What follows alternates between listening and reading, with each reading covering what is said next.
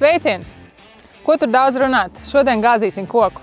Nav tā, ka mēs varam tagad iet un gāzt visus kokus pēc sirds patikas. Arī tad, ja tas mežs ir tavs privāti īpašums, vienmēr ir vajadzīga ciršanas atļauja. Ja ciršanas atļauja ir dabūta, tad varam iet darboties. Bet pirms mēs darbojamies, vienmēr ir jāpadomā par darba drošību. Pie darba drošības piederās arī apģērbs. Tātad noteikti ir speciāli zāģēšanai paredzētie zābaki, pretiezāģēšanas bikses. Tas ir tad, kad pieņemsim ar zāģi, ja tiešām uzsitās pa kāju, zāģa darbība apstājās. Arī jaka. Jakai noteikti jābūt kādiem atstarojošiem elementiem, ja mežā strādā vairāk cilvēki, lai mēs viens otru redzam. Arī ķivere. Ķiverei gan, ja mēs strādājam ar degvielas zāģiem, ir vajadzīgs ausis. Ja mēs strādājam ar akumulātoru zāģi, tad ausis varbūt nav obligātas, bet vizieris gan degvielas zāģim, gan akumulātoru zāģim. Šodien ar akumulātoru zāģi strādāsim. Vēl pie darba drošības atceramies cimdi, kas pasargās rokas no traumām.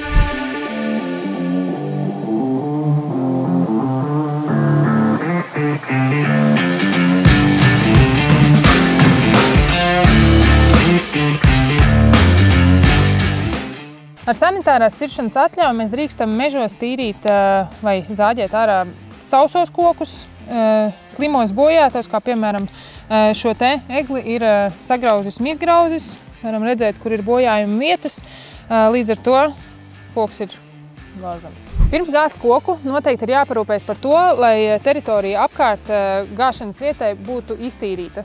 Visas lazdas un krūmi, kas varētu traucēt pārvietoties, būtu jānotīra. Arī svarīgi ir atkāpšanās ceļš, tam ir jābūt tīra vismaz 4 metri, tā kā koks kritīs, lai man ir kur atkāpties.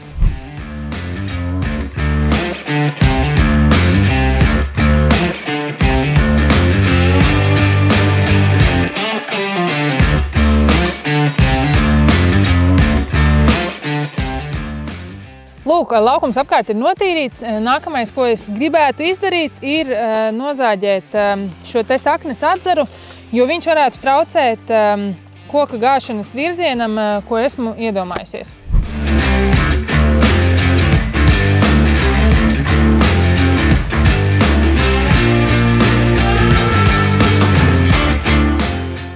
Kad esmu tikusi vaļā no traucējošiem atzariem vai saknēm, vēl visādiem iemesliem, tad es griezīšu ārā ķīli.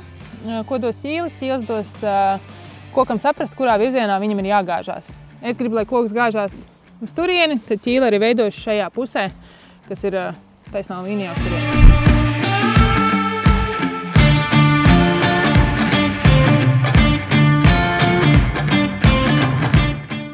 Vēl lielisks palīgs jums, lai saprastu, kurā virzienā koks gāzīsies, ir šī te līnija. Iemarķētā, pašlaik man viņa skatās bišķiņ šķībina, tur, kur es gribētu, lai viņa gāžās, tāpēc zāģējot turpinājumā es pagriežu zāģi uz vēlamo virzienu un zāģēju ķīli tālāk.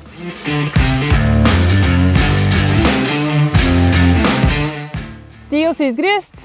Nākamais uzdevums mums ir sākt zāģēt no otras puses. To parasti mēs mēģinām notēmēt, lai ir kādi 2 pirkstu augstumā vai 4 centimetri augstāk nekā ķīlis. Ja? Tad iedomājamies to līniju un sākam darboties, lai koku dabūtu lejā.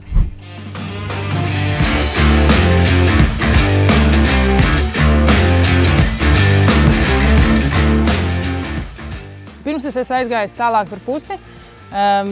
Noteikti ar plecu netikšu galā, vajadzēs ekstra palīgus.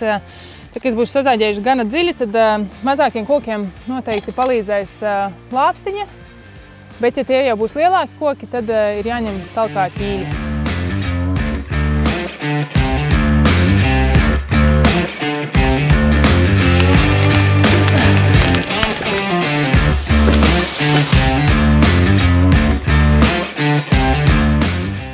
Lūk, varēja nedaudz labāk, bet koks ir zemē. Pēc koka nogāšanas nākamais solis ir atzarošana. Atzarojam sākot ar kreiso pusi, augšējie zari stumbram, labā puse un tad ir apakša. Un tad mēs virzamies tālāk. Atceramies, vēl viens knifiņš ir izmantojam to, kad zāģis var uzstutēties uz stumbra un mēs viņu virzot tīram labo pusi nos no zariem. tādā veidā taupot savus spēkus.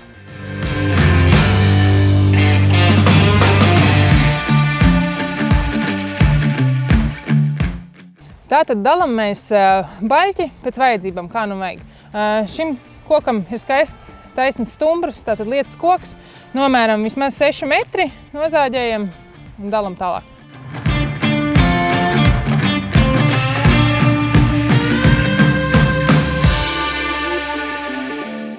Par ko tad šodien bija stāsts?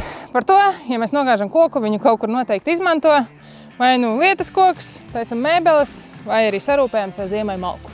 Atceramies par drošību arī skaldot malku, kājas ir jātur plati, ja nu gadījumā netrāpam tam bluķim, lai cirvis aiziet starp kājām. Ja grūti cērtās, tad šī te līnija plaisa kokā parādīs to sākuma punktu, kurā būs vieglāk ieskaldīt un dabūt pušu buķi.